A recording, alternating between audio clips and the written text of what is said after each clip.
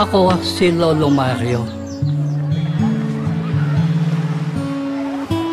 At sa 100 taon ng buhay ko, naging maswerte ako.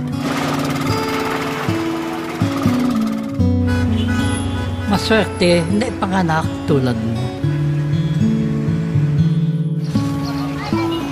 Na mabigyan ng mga kaibigan at pamilya.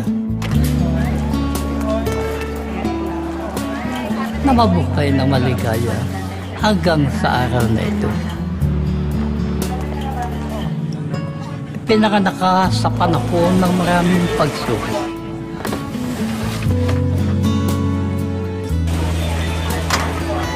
Napakalaki ng mundo. Napakadaling maligaw ang landas mo. Bilang gabay, simple lang ang payo. Hanapin mo kung ano magpapasaya sa'yo.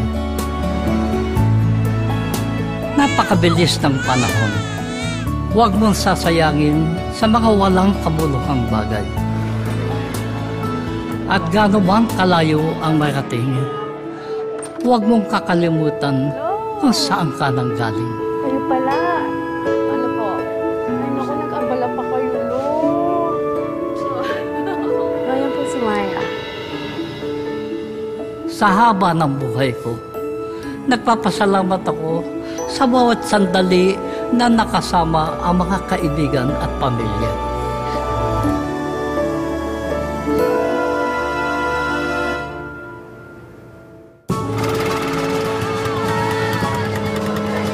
Ngayon po nakikita na hindi sapat ang 100 taon kung nasa piling nila.